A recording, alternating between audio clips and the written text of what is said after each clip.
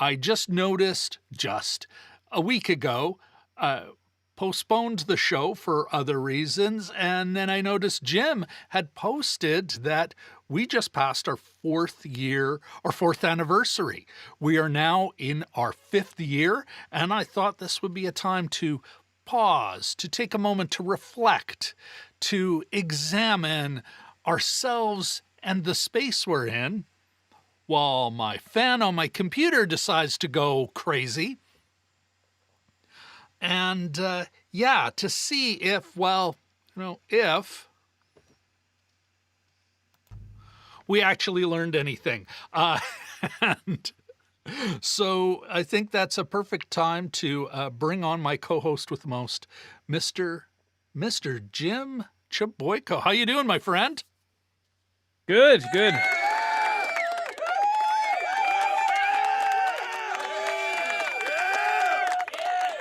You'd think we were at a Jets game.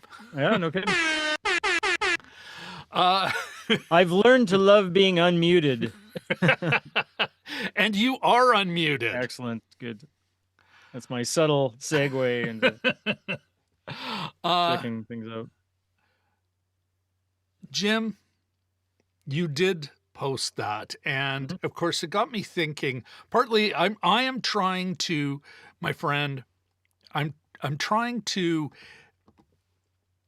develop a better writing habit, a daily writing habit. And I thought to myself, what a great way to get into that is by doing a 30 for 30 challenge, 30 short films about what we've learned about film. And I'm going to break them down into what I learned about film, what I learned about myself, what I learned about others as we've been on this 4-year and continue into our 5th year, 5 years. Yeah. And I thought a great way to kick it off and delay my first one is to put it all on you, Jim. And first of all, start with you and what you figure you've learned from this. And, for those lurkers in our chat, and we always have a couple, to see what they think, what they think they've learned, whether it be from us or in spite of us, perhaps. And so without any further ado, Jim, what is, look at this. Wait a sec, we do have, never mind the further ado. Whoa. We not only have somebody in the chat, a great friend of the channel, a great friend of ours personally. He's also, Jim, a birthday boy. Yes. Well, let's welcome into the chat Mr. Richard L. And I'm sure that means his lovely partner, wonderful partner, also been a guest co-host on the show more than once. Ms. Katie Fowler is kicking around. So great to see you both. Yeah. And really looking forward to, because they've been with us since the beginning. Yes, What they've learned because of or in spite of us. But back to you, Jim.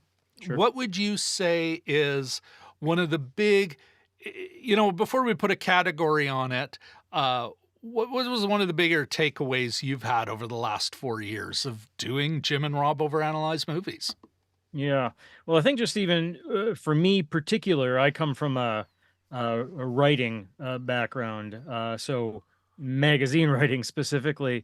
And it's not that I learned that they were different. It's how much they're different, communicating verbally and then communicating by text are two very completely different things. And they're both skills and they both need work, as you're saying.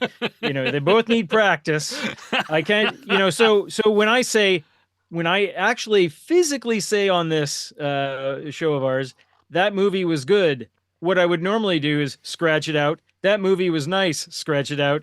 That movie was phenomenal. And then, so you can't sort of work. Yeah, exactly. Work, job done.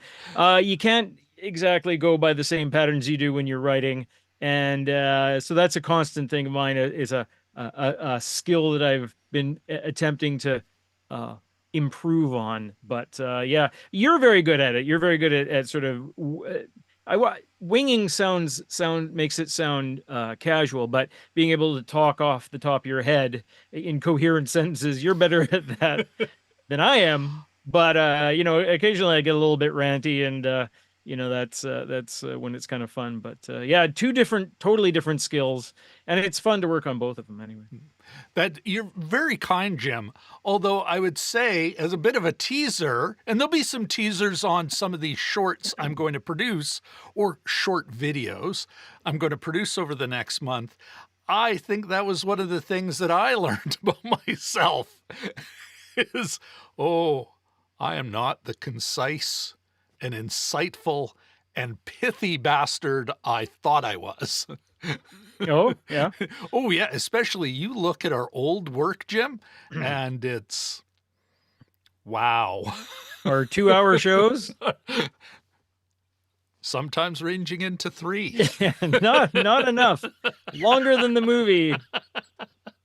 And for what were some really some mediocrities, Yeah. let's say. All right.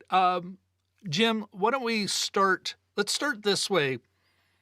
What are some of the things you felt you have learned about film? And you had mentioned in the digital green room, about film criticism, having done this now a number of years.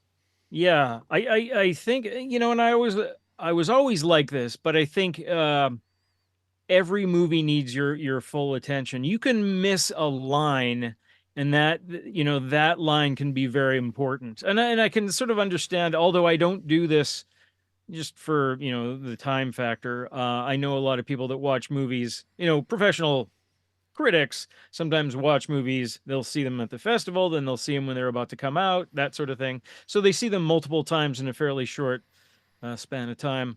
And I can understand that, because it's so easy to, like, if you sort of drop out for 5 seconds, you could miss a totally important part of the movie too. So I think it's your duty, almost making it sound not fun, but it's your duty to sort of thoroughly pay attention to what you're watching, and not just treat it like something you're using to kill time. Not that I ever did, but it sort of impressed on me the type of attention that you need to pay to a movie, especially if you're going to be, talking about it with other folks and that sort of thing. So. Absolutely.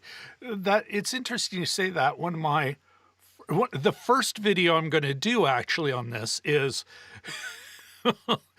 you're very kind, and you direct it to yourself. I am not kind, and so I'll be directing it to others. Although it really is a thing I learned not just about other people, but myself.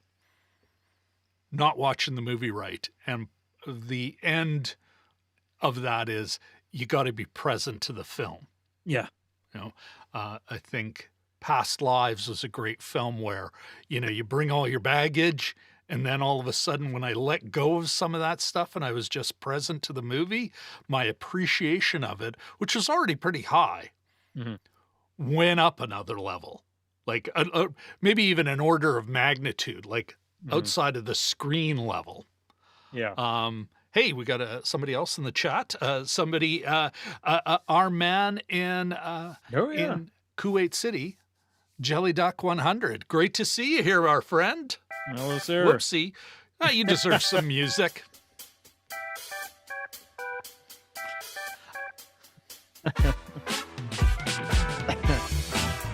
I can imagine Jelly Duck strutting in a Kuwait City mall on his way to one of those wonderful cafes he hangs out in. You should follow him on YouTube, on Twitter, on Twitch. Always a great time. But great to see you here, Jelly Duck. Jelly Duck, Richard, we are discussing what we have learned over the last 4 years about ourselves, about others, about film. And love to hear you chime in on what you've learned or what you think we've missed, some of the advice you'd give to others based on your journey as a film fan. And that goes to Richard and Katie Fowler as well. All right, Jim, coming back to what you've learned about film, is Sure. there anything, and this sounds kind of pompous, but is there anything about the art form that you thought that you've kind of developed an appreciation for that maybe you didn't when we first started this journey? Well, that's a good question. I've always loved movies, and I've always sort of had a great fondness for especially the late show. For when you're younger, when you're a teenage movie fan, and you haven't seen everything yet, and the Late Show, or the formerly known as the Late Show, used to be your sort of gateway to the world, basically. So yeah, is there anything about, I guess, just how the art changes, or if it changes, or the trends that they go through, that kind of thing. We've been doing this, and commenting for only 4 years, but it's interesting to sort of compare that versus old movies. We don't cover a lot of old movies in this, but it's a sort of a constantly changing art form. It's also a constantly changing business, unfortunately, and that affects things as well. That affects what gets made, how it gets made, some of the major trends, that kind of thing too. So it's a bit of a clash, but yeah, it's just it's it's a living hmm, it's a living art form. It's never static, and it always changes. And I guess I knew that, but it sort of it gets hammered home a little bit more when you approach it, when you're making a podcast, or a show or something like that. It's something that we're doing. Especially on a weekly basis, or Yeah. at times semi-weekly, uh, Yeah. but to regularly check in on both, some older films, a lot of what's current, streaming, and what's in the theater. Because we Hmm. did start as a basic exclusively streaming. All the theaters are closed. Hmm. Um, I want to come back to that, Jim. What is think back over the last few years? What is one of the changes you think you've seen? Yeah. The last few years. That's a good one. I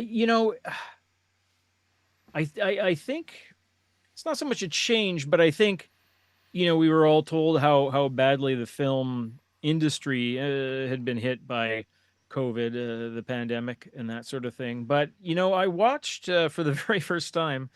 And we don't cover everything. We do this, on a part-time basis, just for the others out there. We cover, basically, there's a little bit of confirmation bias, so we cover the movies that intrigue us, right? But this was the first year I saw all. I eventually did see Maestro, but this is the first year that I probably saw more of the Oscar nominated movies than I had in the past, and that's including documentary and animated and shorts and longs and that kind of thing. And it dis- despite all, and I'm not an expert, but despite all the rumblings, there's still a lot of great stuff out there. And I'm there's still things from this year that I haven't seen that I want to, smaller films and that sort of thing. So, I th- has it weathered the storm? Maybe not in a business sense, but I think that uh, the artistic impulse is still fairly strong out there. Uh, that, and I want to come back to that, but here's something, and I think Richard L. made a comment in the chat that I would love to explore, and it's something I'm going to go more in depth in my series, because I think it's something that we all sort of struggle with. But he says one thing he's learned through the past 4 years, and it may be more his journey, Richard's journey, Mhm. than ours, is to really differentiate between movies that are well or poorly crafted and movies I like slash don't like. And that is I think that's something we all struggle with.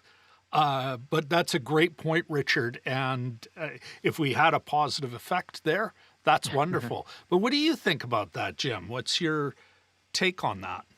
Let's see, just to get that comment again, so I'm fully getting it there. Uh, Past 4 years is to really differentiate between movies that are well or poorly crafted. Yeah.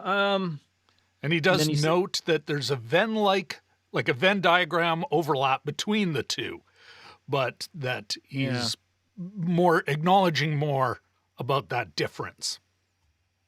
Yeah.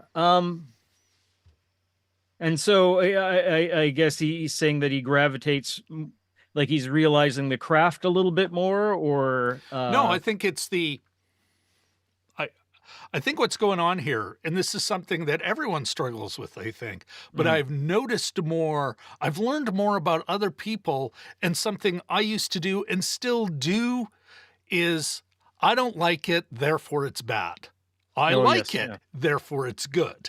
Hmm. Whereas I think now, I mean, the more I think about Argyle, and I know I marked it easy because I Yeah, like Matthew Vaughn.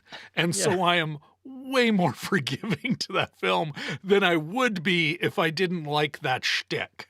yeah. Um, and I think that's even, I like the way Richard puts it. There's that Venn diagram overlap. But yeah, there are things you might mark a little easier. But Hmm. yeah, I think we've gotten better at that. Although, yes, we do curate our selections. Yeah, yeah. And that's always part of the struggle. I think further to that's another thing that I wrote down is that you really need to see the movie yourself, right? You know what you like better than anybody else, and you can read 100 reviews, and they can all be the same thing, but it doesn't really mean anything till you actually see the thing yourself. That's always been because you might like it, It's just, despite everything else, despite all the logic and everything else on paper. But yeah, no, that's an interesting comment. It's such an individual kind of a pastime, right? Well, Go ahead.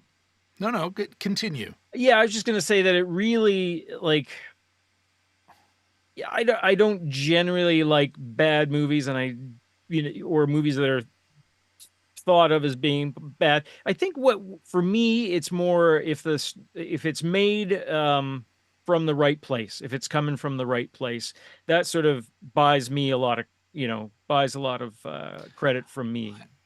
I, but here's, I think, and I kind of like how Richard's talking about this. Horror is not my jam. Mhm.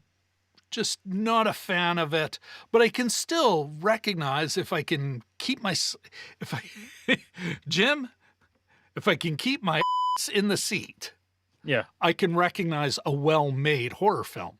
yeah, I don't like it, but I can say it's good. yeah, And yeah. I think that, and Richard, correct me if I'm wrong, but I think that's kind of where he's going here No, I is see. Yeah, that idea of, hey, I know this is a good movie. I don't like it because I don't like this stuff, yeah, you yeah. know? Um, and so to be able to recognize the craft and the skill in making it. And I'm Hmm. not just talking about, oh, I put the camera in the right place. Yeah, Expect that. Spending millions. But that you can, as a viewer, go, not my jam, but hey, this is well made. I'm a vegetarian, but I recognize that's a good steak. yeah, That yeah, is a well made steak. So yeah, not eating it. yeah.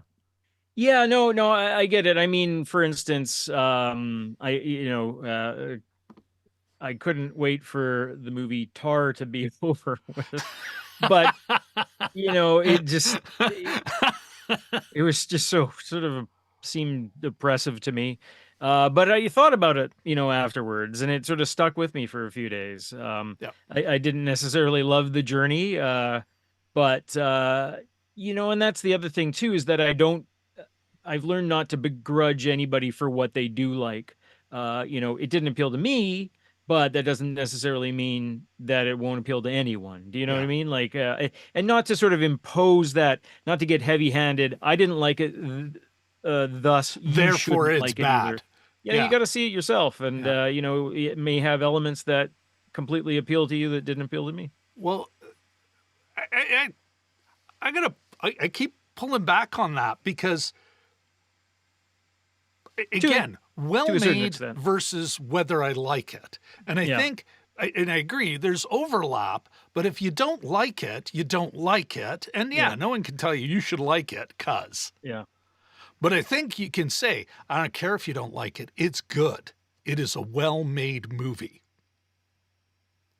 And I do think that there is, oh, objective is such a strong word, but I Yeah. think you can, if you can get everyone to take their head out of their ass, you can get people to agree for the most part on something that was well made, well crafted, well told. Mhm. Where, where it's fool's game to say everyone should like this movie because. Yeah. Yeah. It's like, well, then, I don't know, do you, does black look good on me? Does this make my seem fat? It's Mhm. just so much individual stuff going on. Yeah. But Yeah. I think when you're talking about like a well-told story, that's a different thing. Yeah. Yeah. You know? What else? Let me ask you this. Like, Sure. if we look at, Richard does agree. I got it. Well, there you go, Jim. Richard agrees. Listen, we have, we've like, it is 300, over 300 videos, because I've moved all the stuff I had previous, over 500 subscribers, which I think is, you know what, Jim, that's pretty cool. I think that's quite the Yeah. accomplishment for us. Mhm. We have done, oh, look at that. For me, it thinks I should learn if I learned anything. But we really have like done dozens of these deep dives. A Mhm. lot of, we're doing more and more reviews, especially about more contemporary stuff. Mhm. Was there any film experience you've had on the show or helping make the show or anything that really stands out to you? Uh, the occasionally when we somebody gets a hold of us, like somebody in charge who's actually contributed to the film, I believe there's only been a few instances there where Oh, actual Caroline directors. Vigneault. Yeah. Caroline Vigneault. Yeah, and there was one gentleman who got back to us, I think, at one point, probably about 2.5 years ago David now. Wayne. Yes, yeah, yeah. But that was Yeah, Jim, kind I of remember them fun. all. Yeah, yeah, yeah. I But remember all two of them. yeah. But Caroline was good. We It ended was up a lot of fun. interviewing her, and aside from being a little starstruck, I think we got some good questions in and that sort of thing. We don't. It's not something that we pursue, so we don't do it a lot. But it was. I remember when I was away on spring break with my wife, and I saw her response on Twitter or something. I was like, "What the hell?" Some cabin beside Lake Winnipeg. It was -20 out, and we're Did you just do one like, of those? What? "What?" Yeah, exactly. And then maybe one of ah, we made it. Yeah, exactly.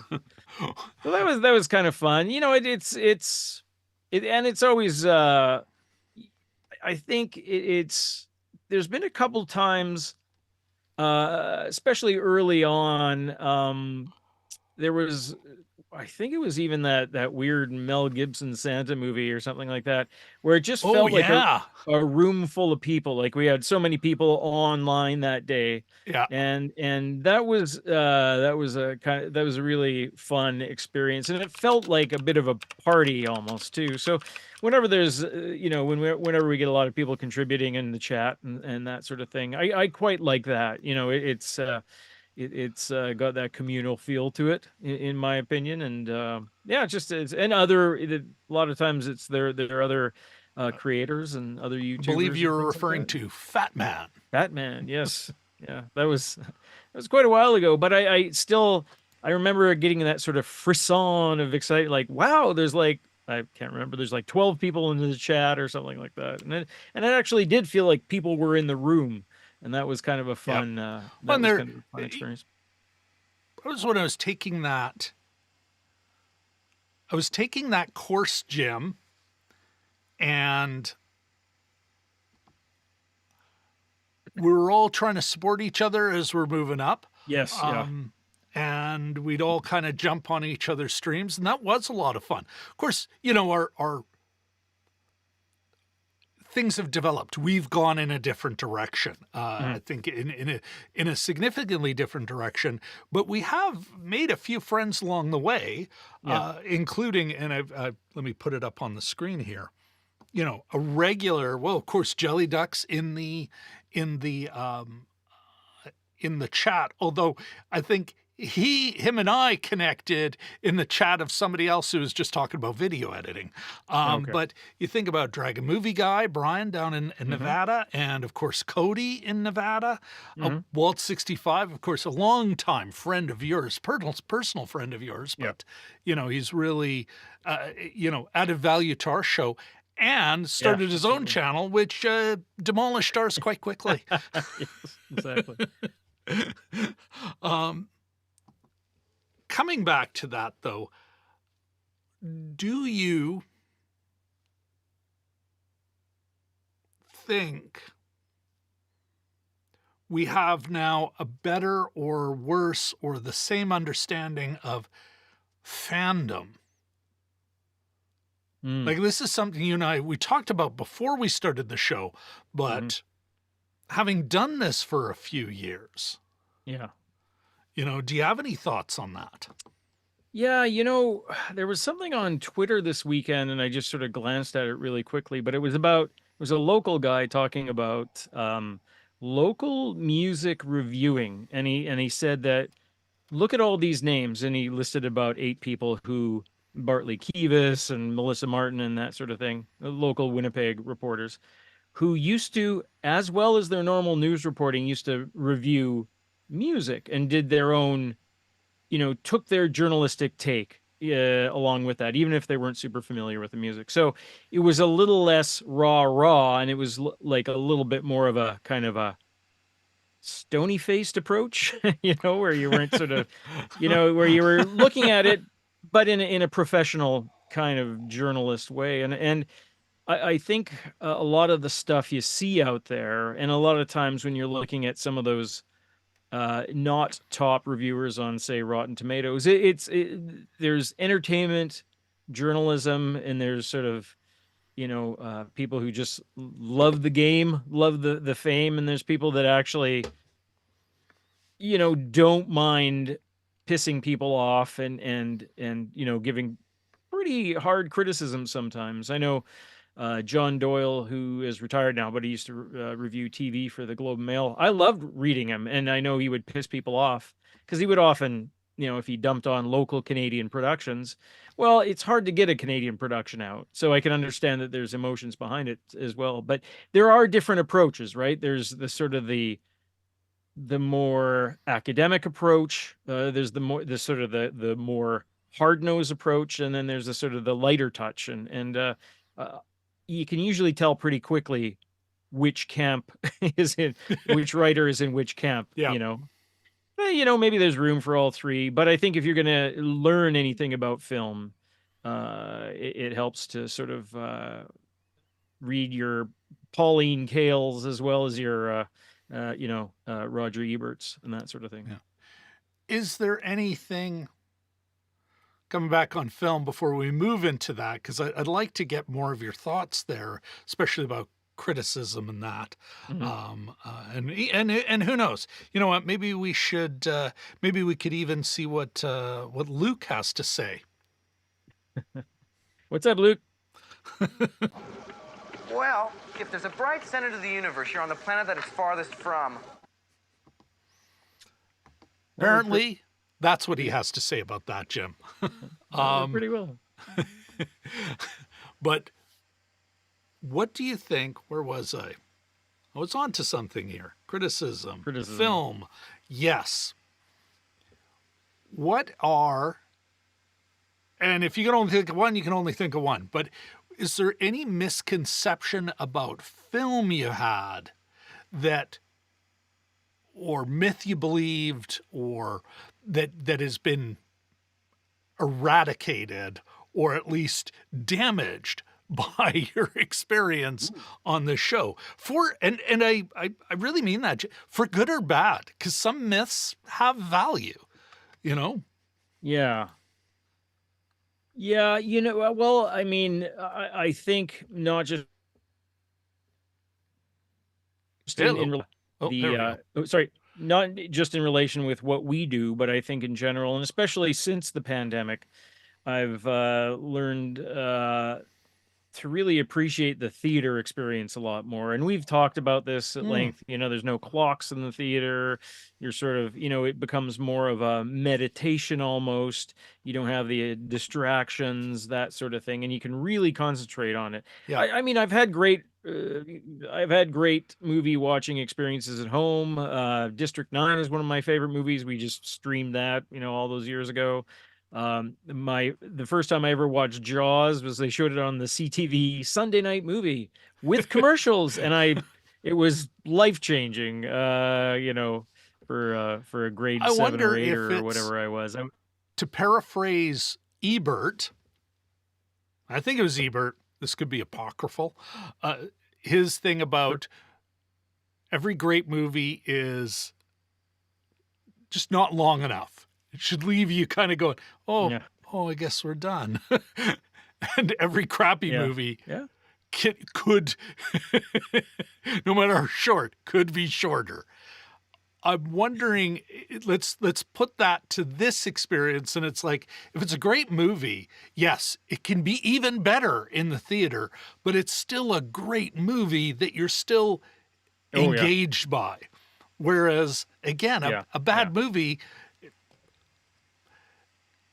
it'll get yeah, slightly better. I think the theatrical experience was slightly better, but you still want to leave. hmm Napoleon hmm had all of the advantages. There we were in the theater, and it's still, with, never mind an hour and a half in, 30 minutes hmm in, I'm like, oh my God. yeah. Can this just be 2x? Like, And I this is, mean, let's think of Da Five Bloods. You wouldn't have been yeah, able to look up the price and weight of gold, but you would have wanted to. I don't think that theater yeah, would have really overwhelmed the sense of, why am I here? Could they really carry yeah, all that yeah. gold? Does that make sense? Remind Reminds me of the 30 Rock game show Gold Case, which ran one episode. You had to figure out which suitcase the gold was in, and it was always the heaviest one. And I think John McEnroe was the host or something. Or he's Yes. constantly pissed off. But And you'd see the woman, well, I'm sorry, you'd see the woman and she's like just barely holding on, tilting over the file, like, that one, yeah, number 4. That yeah, was, what's yeah. the page? Kenneth the Page. That was one of his Kenneth brilliant the Page, yeah. ideas. Oh, was it? Yeah, okay. That was part of the When he took shtick, is over. the Jack Donaghy, the Yeah, only television Republican who made it look cool, made his yeah, rapacious, terrible Republican behavior kind of, yeah. still like to hang out with that guy. I can sympathize with this guy. Yeah. Yeah. Um. Oh, go ahead. Yeah. Yeah, I was just gonna say, just to elevate the cinematic experience. That's also gone hand in hand with me going to the Winnipeg Symphony Orchestra Pops a couple of times, when the conductor gets to talk about movie music and play it, for you with the full Yeah. orchestra. And when you see one or two of those, you're like, you know what? This is probably the best sonic experience I'm going to have with this music in this movie. So let's just stay to the end of the credits, and Yeah. that's another, to appreciate the whole experience, like the visuals Yeah. and the sound and whatever else it brings, the shaking seats if you're into that or what have you. But the D box or whatever they Yeah. call it, I don't Yeah. know, but Something. not for me Don't need to necessarily. But spend the money on visuals and that the again. yeah, yeah, Although I shouldn't say that. Who knows? It may be one of those things where you really have to, you got to wait for a filmmaker to say, actually, if you can swing it, do it, because we've heightened the experience for you. but Yeah. we saw that in a film that should have been custom made for that. Was that Guardians of the Galaxy C3. 3? Yeah. And it Yeah. was why is it shaking when she drops when she When she put her drapes her clothing clothes over on a bar. yeah. Oh, God. Vroom. Wah. Okay, Jim. Let's move into let's move into what have you learned about yourself? Yeah, I think what I've learned is how much of my own thinking has developed from movies, seeing them at a young age, and again seeing them as a teenager. If you see something like Killing Fields Huh. or Mississippi Burning, I still maintain that a lot of my own morality, and I don't know if this is good or bad, comes from watching The Twilight Zone of all things. Because you think, what if Rod Serling saw this? WWRSD. What would Rod Serling do? But it's that sort of calling to attention, any kind of bullying or any of that, not just bullying, but that, any kind of autocracy or behaviors like that. Yeah. I think I got a lot of my um, more important kind of feelings from watching movies, and whether that's a good thing again or not. Some books as well, of course, but a lot of it was from seeing films because they're immediately emotional, right? Yeah. I think I think I've learned to appreciate, in these years that's really given me an insight into what I think is an insight into the world and Yeah. how to behave and how to act. Yeah. Well, I put it up on the screen, do it one more time. I really meant it's never just a movie and the little logo I developed for the channel because even though I hardly ever use it, Jim, I really do. That's always been my argument. It's never just a movie. It's not just light entertainment. Even just light entertainment usually has a theme, a message happening. So I couldn't agree with you more. I felt this before, maybe instinctually, or one of those offhanded. Well, of course it is, but over the last few years, and I'll explore it from a slightly different angle in my little shorts or my short films about film project. But these plays, drama, story. It is a way we learn about the world and really the way we learn about a moral world. Mm-hmm. And I think one of the things I've learned in this experience with you, Jim, is I think of Caroline Vigneault's Flashback. And it took me a while, but spoiler alert for coming up, she is right. She's not doing a history lesson. That isn't the point of her movie. It's not the point of any movie. Even when it says it's doing a history lesson, it's got a different message, and it's always a moral one. She was making a moral message. She was trying to take this, and a political one, trying to take what has become a right-wing symbol in Joan of Arc, like just one aspect of the whole movie, and make it a feminist icon, a feminist symbol. Mm-hmm. And that is, you're absolutely right. That is, in so many ways, these are like prayers, or you could say most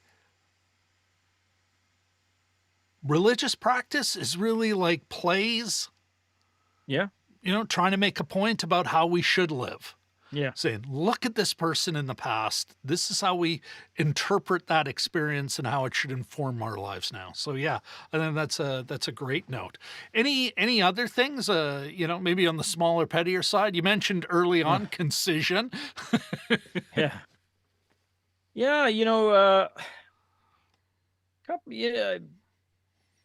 Although I again, gotta admit, that's like a great. We really should just end on that wonderful note. But I yeah. don't know. I'm not ready to wrap this up just yet. Sure. No. The other thing I've noticed lately is anytime that you and I go to a movie, or I go to a movie with my wife, or what have you, um, often there'll be people there, and I'll worry about them ahead of time, and I think, oh, these people are gonna wreck it, and it's all I'm gonna think about tomorrow. I'm not gonna think about the movie because they're gonna be talking, or they seem like rowdy kids, and I'd say 99% of the time, uh, the movie overpowers that. And or everyone just shuts up by the time the movie starts. The commercials are done, the coming attractions are done, and everyone settles into the movie, and they literally settle into the movie. And even if somebody is sort of chatting, when we go, the theaters tend not to be super full in the first place. We go late Thursdays. Where is everyone Yeah, at quarter exactly. after 10 on a work night? Yeah, exactly. At But night. or whenever we can fit it in. But that's a bit of a life hack, folks. Is go see a movie opening on Thursday nights, because it's the place is all yours generally. But Yeah, we've totally changed our definition of crowded, haven't we? yeah, exactly. Yeah. Those four people 100 yards away. But no, usually I'm able to forget about it, or just sort of phase them out, or not even listen to it. So that I've gotten good at letting the movie sort of take over anyway. Getting fully into it. So it's a little thing, but it's a good soft skill, I think, in this day and age. No, Jim, I think that's a great a great note. Is there anything? Well, and I'll start this off. Sure. One of the things I think I learned from you, one of the many things, although some of this goes back to when you paid me my first writing gig back at the Manitoba Writers Guild for, what was the magazine called? Word Wrap. Thank you. But it definitely here is the idea of going back to the very beginning when we're talking about this, being present to the film. And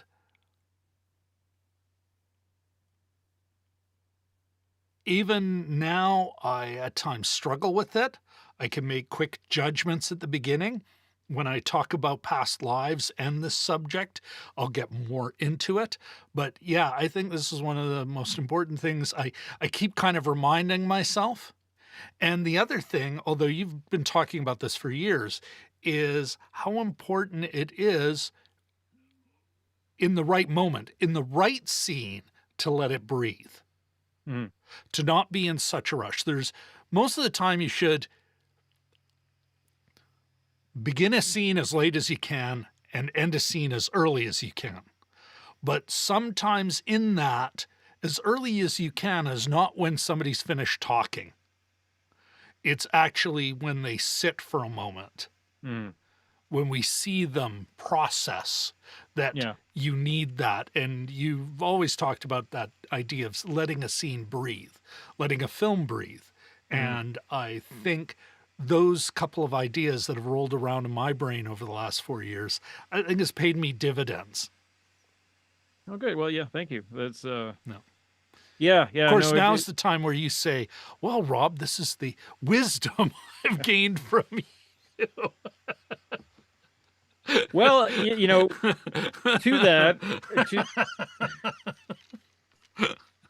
I mean, please tell us more, Jim.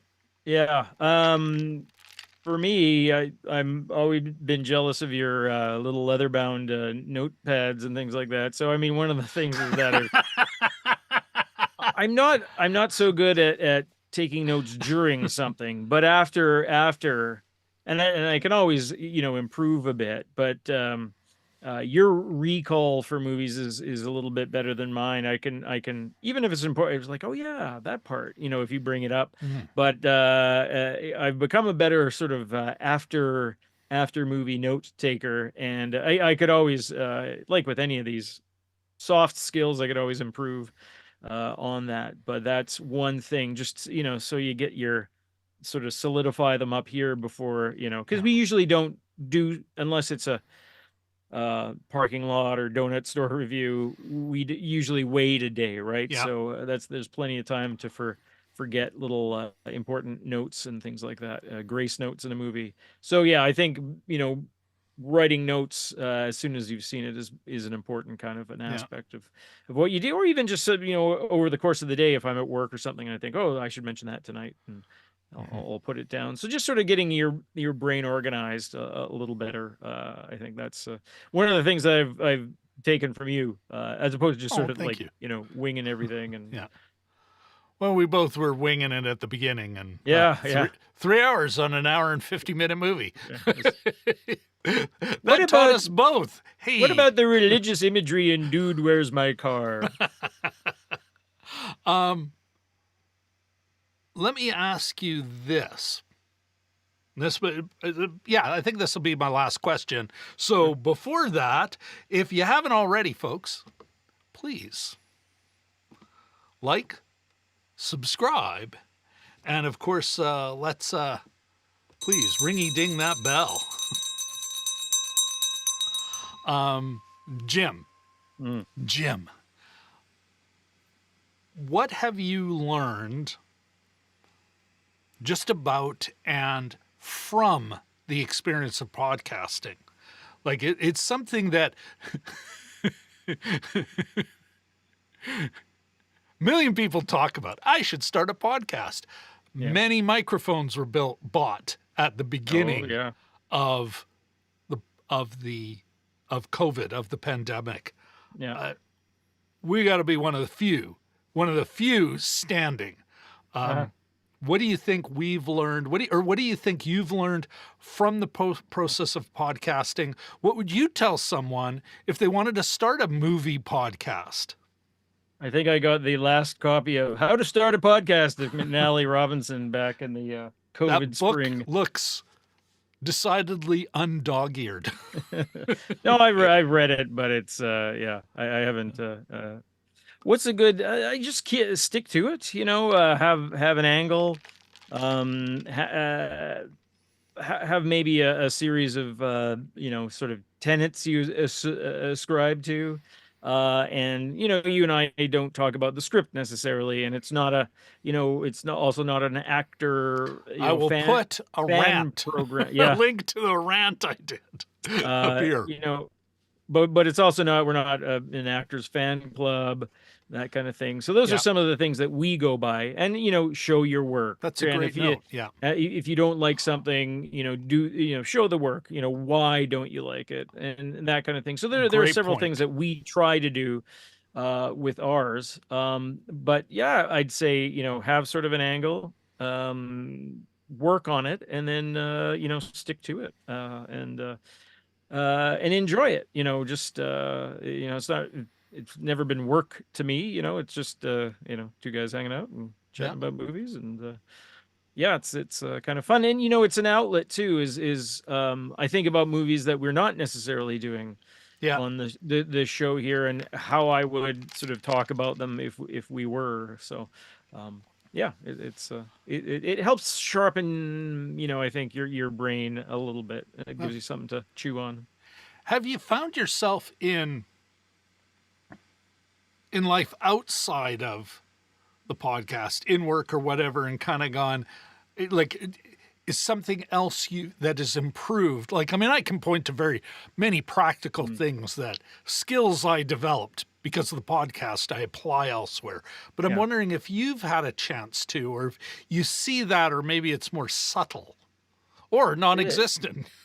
Just I think just sort of being more confident in your take. I think that's because you got to back it up, right? If you, there's been no instance where we've watched something and it's like, you're like Robin Gibb on Saturday Night Live. Do you have anything to say about that? No, I don't. It's never the case, but you got to have.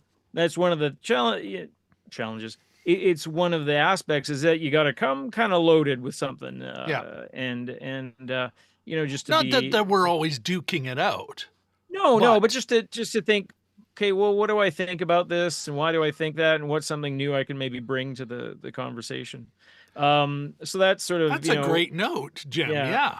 yeah, just to sort of offer something new. A lot of times, and I wrote this in my notes here, is that there tends to be a bandwagon, a little bit of a bandwagon. So Yeah. virtually every negative review for Monkey Man, for instance, is yeah, it's too busy, it's too shaky, it's this, it's that. Well, did you freaking enjoy the movie? I know I did.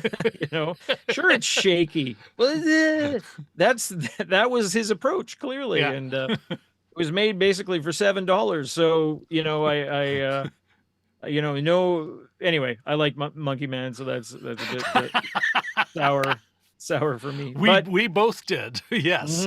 yeah, yeah. The other thing too is not to be swayed necessarily by popular opinion. Neither of us liked Avatar 2. Yeah. Neither of us liked The Five Bloods. And then there's a lot of 80%, 90% movies on Rotten Tomatoes that, you know, I kind of think, "Ugh, you know, I don't agree, but you know, have at it."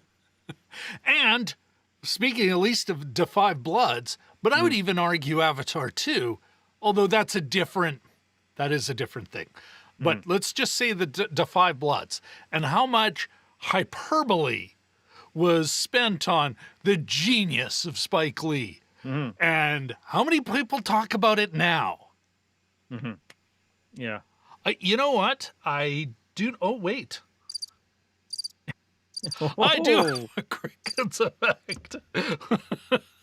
breaks open a new sound effects effect. Well, it's been here for quite some time. It's just finally Oh yes. a reason to use it. But yeah, and I think that is maybe one of the benefits of our approach, or a benefit I'm seeing now, is that we can, because we don't review. Sorry, but we don't review everything. Yeah. It's easy enough to zero in on the things we reviewed. And I'm not saying that there aren't some terrible takes in our past. Yeah. But I think in some areas, because of that, what you talk about, Jim, that we have to be prepared, that we've got to be able to back up our take, and that we're not just going, oh, this X is a genius, therefore Y, this is good, Mm. I think is one of the strengths of our podcast. Um, yeah, I can't think of anything else to ask you now, Jim. I'm really glad, though, you're up for this. Yeah, yeah. And I'm really glad that some of the folks have been like since the beginning. Jelly Duck 500 or Yes. 100. I'm adding numbers to him. You know what? Yeah. You may say 100 in the thing, but he's 500 in my books. It's been Heck, he's promoted. 1,000 in my books. But Jelly Duck 100, Richard L, Katie Fowler, of course, friends who aren't here, but I'm sure will be listening later, like Dragon Movie Guy. I mean, I think of the people, even when I vehemently disagree with them about a movie or something, DMG, you watch any of the stuff we do together, 90% of the time we're arguing. But what a great experience being able to say, yeah, I've got movie video friends in my, because of this podcast. And I think that's just wonderful. Cody Brock up, Walt's Yep. Flicks Picks. Check it out, folks. Richard L. Inflation. Yeah. Some of our intermittent viewers too. Our friend in Australia Oh, there. Matthew Matthew, in yep. Australia. Yeah, no, we've been really very fortunate. And again, Oh, Shashank. We didn't mention Shashank. right? Our Yeah. man in Chennai. Yeah, yeah. No, I think we've been very fortunate. And you know what? Even though it's only 500 subscribers to some, it's 500 subscribers. Yeah. When we had nothing to now over 500, halfway to 1,000, that magical 1,000. Oh, I think we've done a great job, Jim. And I think I'm really looking forward to 4 more years. Yeah. Here, let me 4 more years. 4 more years. Anyway, They had with that- an airplane flyover I called in today just for this. yeah. And the Jets game, but Folks, if you came across this in the replay, please let us know what you have learned about film in your film watching, film fan, film critic journey. Would love to hear that in the comments below. To everyone who showed up live in the chat and lurking, because we can see the statistics here. Thank you all so very much for joining us. And of course, I'm sure YouTube will give you something there or there. And then, of course, please like, subscribe, ring the bell. go Okay. Jets! Go Jets.